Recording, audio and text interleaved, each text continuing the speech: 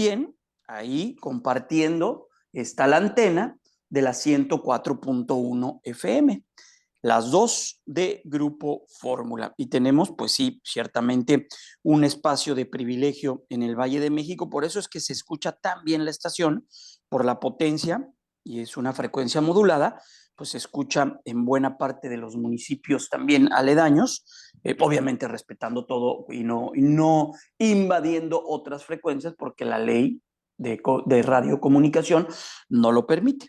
Ahí es muy clara y nuestra frecuencia es 103.3 y en esa frecuencia se debe escuchar sin interferir en las estaciones hermanas o aledañas. Por ejemplo, nosotros tenemos al ladito estación hermana 104.1 FM y no hay ningún problema en ello. Así que bueno, pues vamos a seguir con la información. El día 17 de octubre, el lunes 17, se reconoce como el día para erradicar la pobreza en el mundo, en todo el mundo. Y México, bueno, pues ya sabrá, ¿no? Lo que todo se ha hecho, lo que todo se ha realizado en ese sentido. Hay pues diagnósticos, sobre diagnósticos, muchas cosas se han hecho alrededor de la pobreza en el país.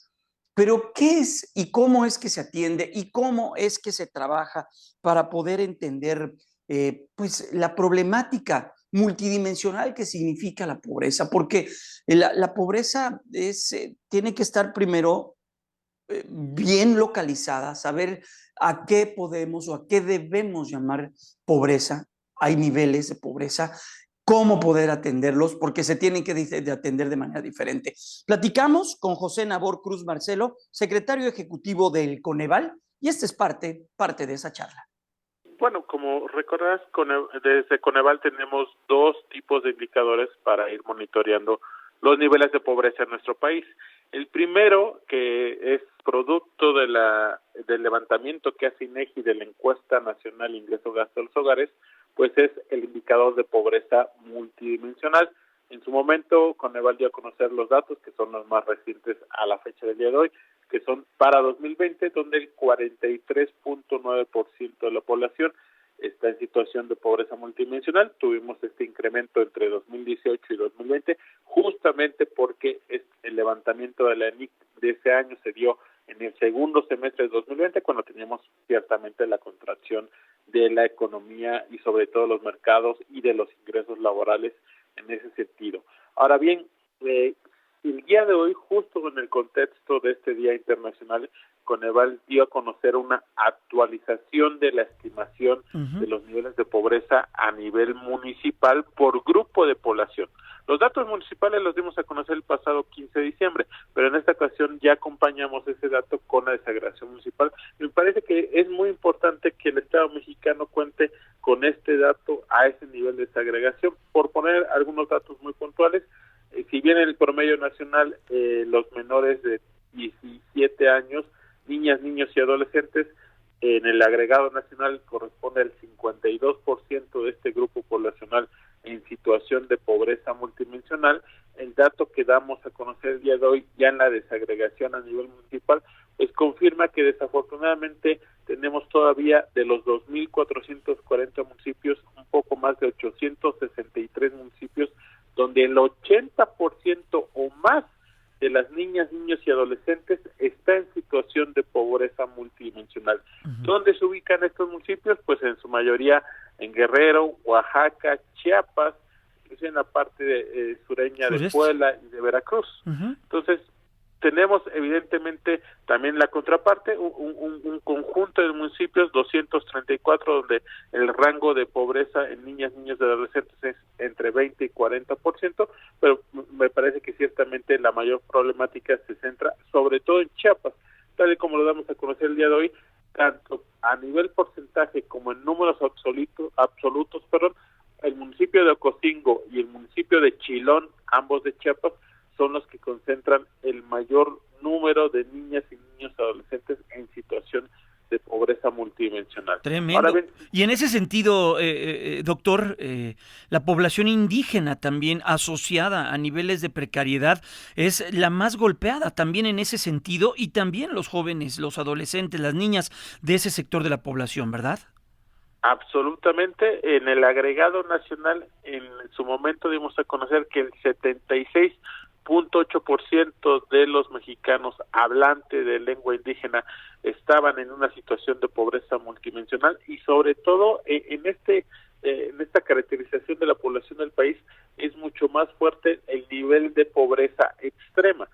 En cuanto a la población indígena, ronda un 35.7% de la población indígena en situación de pobreza extrema, mientras que el promedio nacional es del 8.5%. Entonces, ahí ya podemos dimensionar una fuerte brecha que tenemos en cuanto a la población indígena, y de nueva cuenta, si hacemos la desagregación de manera territorial, pues tenemos que evidentemente Chiapas y Oaxaca son los municipios, pero también sobre todo en la parte central tenemos un conjunto muy fuerte en la serranía entre Hidalgo, Puebla y Veracruz, en la parte del Nayarit y Jalisco, y en el vértice de Sonora, Sinaloa, Chihuahua y Durango. En el cruce de estos 4 estados tenemos municipios donde desafortunadamente los niveles de población indígena pues son de nueva cuenta mayores al 80% de su población. Estamos platicando con el doctor José Nabor Cruz Marcelo, él es secretario ejecutivo del Coneval. Doctor, para 2020, por género, hombres y mujeres, similar en cuanto a incidencia y distribución a nivel nacional, pero hay una puntualización que hacen que es bien interesante. A nivel regional existe una particularidad que resalta del resto de los grupos. La mayoría de los municipios donde la población de hombres sobresalió se ubicaron en el norte del país, y en estos la incidencia de hombres en situación de pobreza fue menor a 40%. ¿Qué significa esto? Sobre todo esto lo podemos ligar, Jaime, con tanto el nivel de empleo y el tipo de empleo que se da en el centro norte del país. ¿Por qué razón? Recordar que una de las medidas de política pública que ha tenido esta administración fue el incremento del salario mínimo en la zona fronteriza. Obviamente tenemos ahí un componente de trabajadores industriales que se vio beneficiado, así como también los estados del norte del país regularmente cuentan con un ligero pero mejor, evidentemente, esquema de protección social a sus trabajadores, y también un mayor nivel educativo, y también una menor prevalencia de la carencia de la vivienda, ya sea de servicios básicos o de la infraestructura de la vivienda. Entonces, de entrada, estos estados norteños del país cuentan con menores niveles de pobreza, aunado a que los trabajadores, los jefes de familia, hombres, cuenten con ingresos, sobre todo el sector industrial, con un ingreso laboral mucho mayor a los mexicanos del centro y sur del país. Eso claramente beneficia a que haya un menor porcentaje de hombres en situación de pobreza en el norte del país que en el sur, donde desafortunadamente son las mexicanas, las mujeres donde tienen una mayor prevalencia tanto en los niveles de pobreza, y mucho más, como ya lo hemos comentado previamente, las mexicanas indígenas del sureste del país. Doctor, en políticas públicas vemos al presidente de la República muy dedicado al sureste del país. En su administración va 2 o 3 veces por mes al sureste, y él lo dice en sus discursos, pero en la realidad no se logra dar la vuelta a lo que ha venido sucediendo por décadas en esa zona o en esa región del país. Son evidentemente trayectorias, yo siempre lo planteo, estructurales más que coyunturales, lo que derivaron en los niveles de pobreza tan elevados que tienen estados como Oaxaca. Pero retomo este caso particular de Oaxaca, ya que tanto en el dato municipal de 2015 a 2020 como el estatal de 2018 a 2020, en ambos casos, aunque sigue habiendo porcentajes altos de pobreza, en el nivel municipal sí hubo una reducción de un poco más de 260 municipios de los más de 500 que tiene Oaxaca, en reducción de entre 5 y 15 puntos porcentuales sus niveles de pobreza en ese quinquenio. Bueno, esa es parte de la charla que tuvimos con el titular del Coneval, y es fundamental lo que dice, y hay que detenernos en ello, en lo que sucede en el combate a la pobreza. La pausa.